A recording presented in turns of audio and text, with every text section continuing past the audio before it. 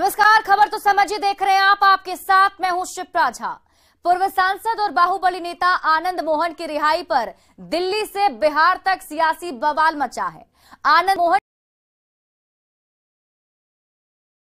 की पार्टियों से लेकर एसोसिएशन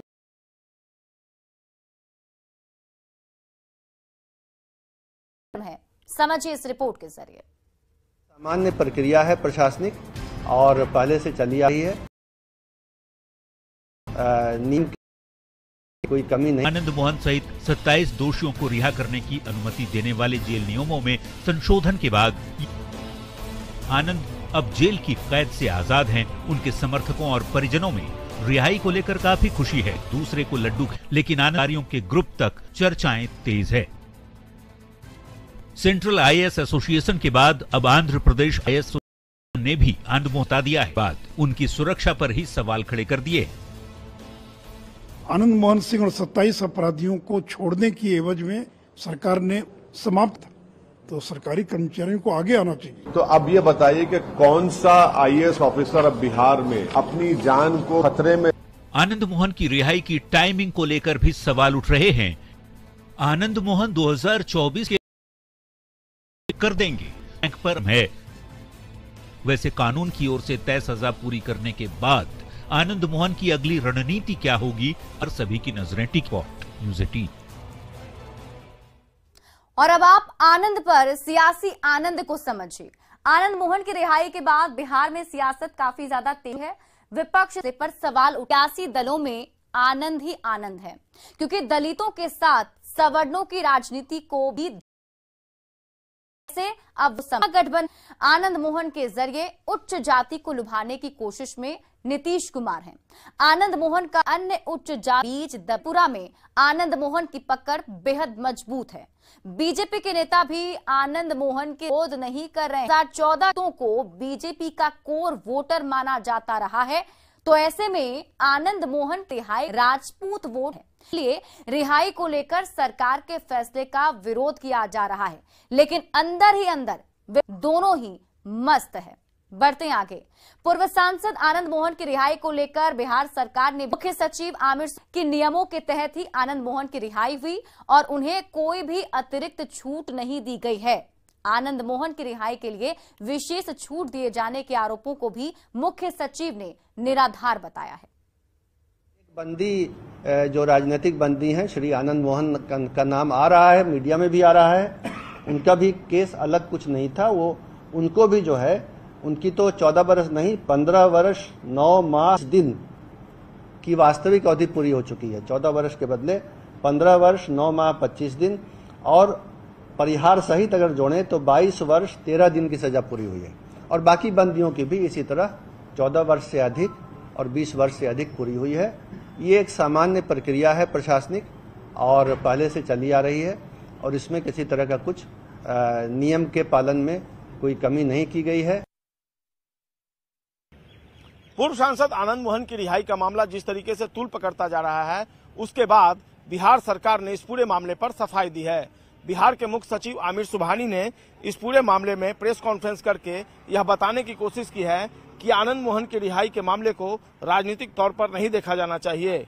आमिर सुबहानी ने यह दावा किया है कि हाल ही में जिन 27 कैदियों की रिहाई की गई है, उन्हें अलग से कोई विशेष छूट नहीं दी गई है। उन्होंने यह भी बताया कि जेल मैनुअल ऐसी चीज है जिसमें समय समय पर राज्य सरकार संशोधन करती है, और यह राज्य सरकार का कर्तव्य भी है और उसका अधिकार भी है।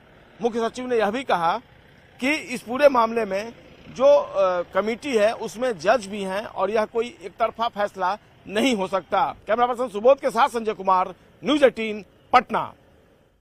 तो मुख्य सचिव ने सरकार के पक्ष को लोगों के सामने रखा, लेकिन आमिर सुबहानी कई सारे सवालों का जवाब नहीं दे पाए। अब आप वो समझिए। रिहाई पर सवालों के मुश्किल को समझना जरूरी है, क्योंकि आनंद मोहन जेल से अब रिहा हो गए हैं और गोपालगंज के तत्कालीन डीएम की हत्या के दोषी रहे हैं। आनंद मोहन रिहाई के पहले सरकार ने नियम में बदलाव किया और अब विपक्ष नियम बदलने पर सरकार को घेर रहा है। रिहाई के बाद सरकार का बचाव करने खुद मुख्य सचिव उतरे।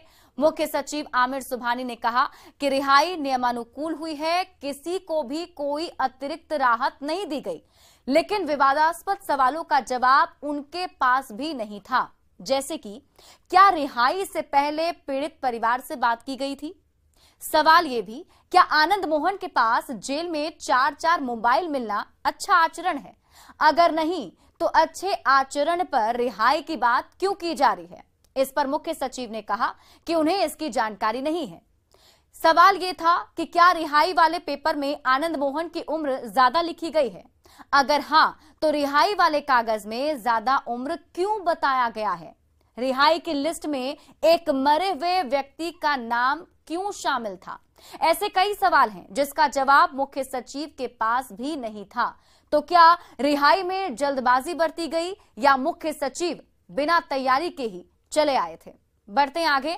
गोपालगंज के तत्कालीन डीएम जी कृष्णैया की हत्या के मामले में जेल में बंद पूर्व सांसद आनंद मोहन की जेल से रिहाई हो गई, लेकिन कैसे हुई थी जी कृष्णैया की हत्या? गाड़ी के ड्राइवर की जुबानी आप खुद सुनिए।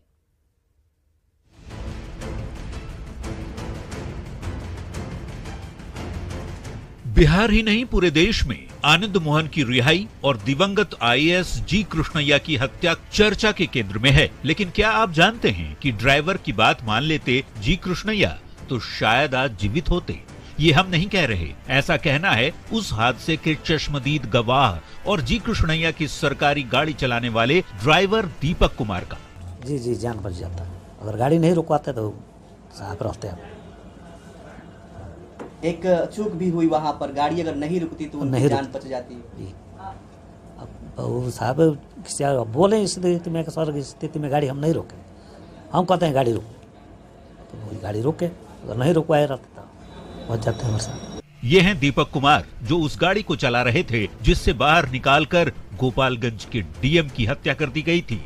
बात 1994 की है। दीपक को आज भी सब कुछ साफ साफ याद है। हाजीपुर से मीटिंग के बाद जी कृष्णैया गोपालगंज के लिए लौट रहे थे, तभी रास्ते में कुछ लोग छोटन शुक्ला की हत्या के विरोध में सड़क जाम किए हुए थे। कृष्णैया की गाड़ी जब मुजफ्फरपुर जिले से गुजर रही थी, उसी दौरान भीड़ ने कार को घेर लिया। दीपक का साफ साफ कहना है कि भीड़ ने बॉडीगार्ड को पकड़ लिया था, लेकिन गाड़ी किसी तरह भीड़ से बाहर निकल चुकी थी। लेकिन जी कृष्णैया ने कहा कि गाड़ी को रोको, और जैसे ही गाड़ी रोकी गई, भीड़ बेकाबू हो गई। अब आगे निकालने के बाद साहब बोले गाड़ी रोको, तो हम बोले कि सर इस स्थिति में गाड़ी नहीं रोकेंगे। तो हम कहते हैं गाड़ी रोको। जैसे गाड़ी रोके, आगे पीछे से भीड़ फिर घेर लिया, मेरा गर्दन और सब गाड़ी में दबा दिया, तो साहब को पीछे से आदमी खींच लिया। हालांकि ड्राइवर दीपक कुमार का ये भी कहना है कि मारने वालों में आनंद मोहन थे या नहीं, ये उसने नहीं देखा।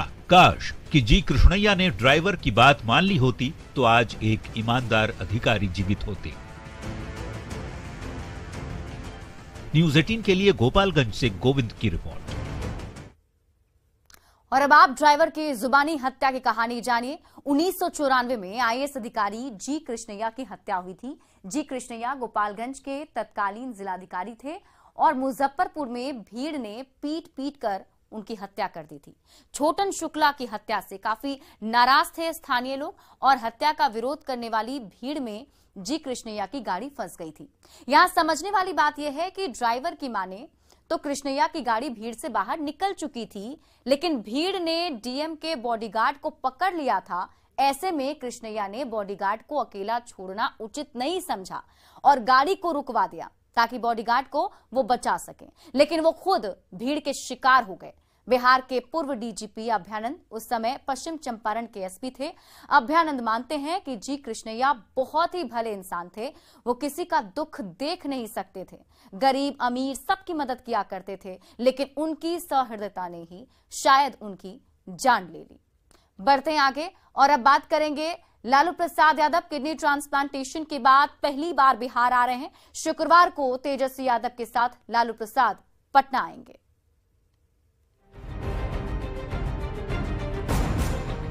आज के समय में बिहार की राजनीति की चर्चा बिहार ही नहीं पूरे देश में हो रही है। आनंद मोहन की रिहाई से गरमाई सियासत के बीच बिहार की राजनीति कुछ और गरमाने वाली है। वजह है सिंगापुर में किडनी ट्रांसप्लांट कराने के बाद लालू प्रसाद पहली बार बिहार आ रहे हैं। शुक्रवार को बिहार के डिप्टी सीएम और अपने छोटे बेटे तेजस्वी यादव के साथ लालू प्रसाद पटना पहुंचेंगे। ये शायद पहला मौका होगा जब जेल से बाहर रहते हुए भी लालू प्रसाद 9 महीने बाद पटना लौट रहे हो। लालू के पटना लौटने के पहले ही बिहार में सियासी हलचल तेज हो गई है। लालू के पटना लौटने के सवाल पर बीजेपी के प्रदेश अध्यक्ष सम्राट चौधरी ने तंज कसा। सम्राट ने कहा कि अच्छा है, डायरेक्टर भी आ जाएंगे। पहले डायरेक्टर बाहर थे और डमी एक्टर लोग बिहार में काम कर रहे थे। लालू यादव बिहार आ अरे तो अच्छा है ना, डायरेक्टर भी आ जाएंगे तो अच्छा है। कहा कि डायरेक्टर बाहर थे और यहाँ पर जो एक्टर लोग काम कर रहे थे, डेमी एक्टर लोग, तो अब नीतीश कुमार जी का जो सुपर पावर है वो आ ही जाएंगे तो क्या बिहार में बढ़ जाएगा। लालू प्रसाद यादव बिहार की सियासत के सबसे बड़े चेहरों में से एक हैं। लालू बिहार में हो या बिहार के बाहर हो, बिहार की राजनीति को प्रभावित करते रहे हैं। ऐसे में सियासी हलचल के बीच लालू का बिहार लौटना एक बार फिर सियासी माहौल को गरमाएगा। न्यूज़ 18 के लिए पटना से अमित कुमार और शैलेंद्र कुमार की रिपोर्ट। और अब आप जानिए कब बिहार आ रहे हैं लालू प्रसाद यादव। लालू प्रसाद का किडनी ट्रांसप्लांट हुआ है सिंगापुर में। लालू प्रसाद का किडनी ट्रांसप्लांटेशन हुआ। लालू यादव की बेटी रोहिणी आचार्य ने उन्हें किडनी डोनेट किया था। किडनी ट्रांसप्लांट के बाद लालू प्रसाद दिल्ली में ही रह रहे हैं। करीब 9 महीने से लालू प्रसाद बिहार नहीं आए, लेकिन शुक्रवार को लालू प्रसाद पटना आने वाले हैं। चूंकि लालू की पार्टी बिहार की सबसे बड़ी पार्टी है और लालू प्रसाद बिहार के मुख्यमंत्री भी रह चुके हैं, ऐसे में लालू प्रसाद की बिहार वापसी चर्चा में है। अब बीजेपी तंज कस रही है कि लालू बिहार सरकार के सुपर पावर हैं। बढ़ते हैं आगे और अब बात कर लेते हैं कर्नाटक में कांग्रेस के अध्यक्ष मल्लिकार्जुन खड़गे ने पीएम मोदी को लेकर विवादित बयान दिया। खड़गे ने पीएम मोदी को जहरीला सांप बताया, जिस पर बीजेपी ने कड़ी प्रतिक्रिया दी और उसके बाद खड़गे ने अपने बयान पर खेद जता दिया। क्या कांग्रेस मोदी को गांधी ने मोदी सरनेम को लेकर विवादित टिप्पणी की और अब कांग्रेस अध्यक्ष मल्लिकार्जुन खड़गे ने पीएम नरेंद्र मोदी को लेकर विवादित बयान दिया। कर्नाटक के गड़गा में सभा को संबोधित करते हुए मल्लिकार्जुन खड़गे ने सारी मर्यादाएं लांघ दी। कांग्रेस अध्यक्ष मल्लिकार्जुन खड़गे ने पीएम मोदी पर तीखा हमला करते हुए कहा कि मोदी जहरीले सांप की तरह हैं। खुद सुन लीजिए खड़गे ने पीएम को लेकर क्या कहा। विषद हाविद्दंगे ನೀವಂದ್ರೆ ಇದು ವಿಷಯ ಅದ ಇಲ್ಲ ನೋಡೋಣ, ಸ್ವಲ್ಪ ನೆಕ್ ನೋಡೋಣ ಅಂತ ನೆಕ್ಕಕ್ಕೆ ಹೋಗಿರಿ, ನೆಕ್ಕರು ಸತ್ತ ಇಲ್ಲ. ಇದು ವಿಷಯ ಅದಾನೋ ಎಲ್ಲೋ ಮೋದಿ ಕೊಟ್ಟಣ, ಒಳ್ಳೆ ಮನುಷ್ಯನ ಪ್ರಧಾನ ಮಂತ್ರಿ, ನಾವು ಸ್ವಲ್ಪ ನೋಡೋಣ, ನೆಕ್ ನೋಡೋಣ ಅಂತ ಹೇಳಿ ಆ ವಿಷಯವನ್ನ ನೆಕ್ ನೋಡಿದ್ರೆ। खड़गे के बयान पर बीजेपी की तरफ से कड़ी प्रतिक्रिया जाहिर की गई। केंद्रीय मंत्री अश्विनी चौबे ने ट्वीट कर खड़गे के बयान पर निशाना साधा। उन्होंने कहा कि कांग्रेस अध्यक्ष खड़गे जी ने लोकप्रिय प्रधानमंत्री श्री नरेंद्र मोदी जी के लिए जहरीला सांप जैसे अमर्यादित और आपत्तिजनक टिप्पणी करके अपनी ओछी मानसिकता का परिचय दिया है। लगातार मिल रही पराजय से समूची कांग्रेस पार्टी मानसिक दिवालियापन की शिकार हो चुकी है। विवादित बयान पर जैसे ही किरकिरी शुरू हुई, मल्लिकार्जुन खड़गे बैकफुट पर आ गए। खड़गे ने ट्वीट कर अपने बयान पर खेद जताया। खड़गे ने ट्वीट में लिखा, मेरा बयान न व्यक्तिगत तौर से प्रधानमंत्री जी के लिए था और न किसी व्यक्ति विशेष के लिए। प्रधानमंत्री मोदी जी के साथ हमारी लड़ाई निजी लड़ाई नहीं है, वैचारिक लड़ाई है। मेरा इरादा किसी भावनाओं को आहत करने का नहीं था। अगर जाने अनजाने में किसी की भावना आहत हुई तो ये मेरी मंशा कदापि नहीं थी। हालांकि मल्लिकार्जुन खड़गे ने अपने बयान पर खेद जता दिया है, लेकिन सवाल है कि कांग्रेस में ये कैसा चलन बढ़ता जा रहा है। प्रधानमंत्री की लोकप्रियता का जवाब लोग से नहीं दे सकते, देंगे। खड़गे के बयान का सियासी नफा नुकसान समझिए। चुनाव के दौरान फिर भूल कर गई कांग्रेस। कर्नाटक में चुनावी सभा के दौरान बोले कांग्रेस अध्यक्ष खड़गे ने कहा कि मोदी जहरीले सांप की तरह हैं और खड़गे ने बाद में अपने बयान पर माफी भी मांग ली, लेकिन तब तक तीर जुबान से निकल चुकी थी। खड़गे को भी ये पता है कि वो कुछ ज्यादा ही बोल गए। पीएम के खिलाफ विवादित बयान से कांग्रेस को हमेशा नुकसान ही हुआ है। जब जब कांग्रेस ने पीएम के खिलाफ विवादित बयान दिया, कांग्रेस को इसका सियासी नुकसान उठाना पड़ा है। अब जहरीले सांप वाले बयान पर बीजेपी हमलावर है।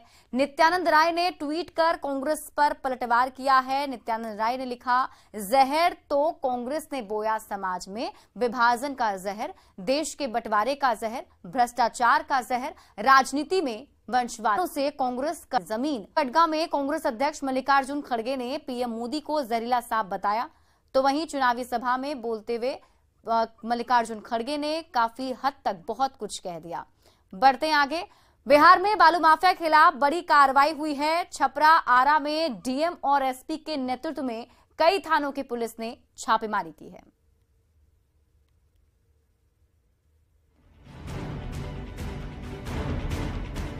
इन दो तस्वीरों को देखिए। पहली तस्वीर छपरा और दूसरी आरा की है।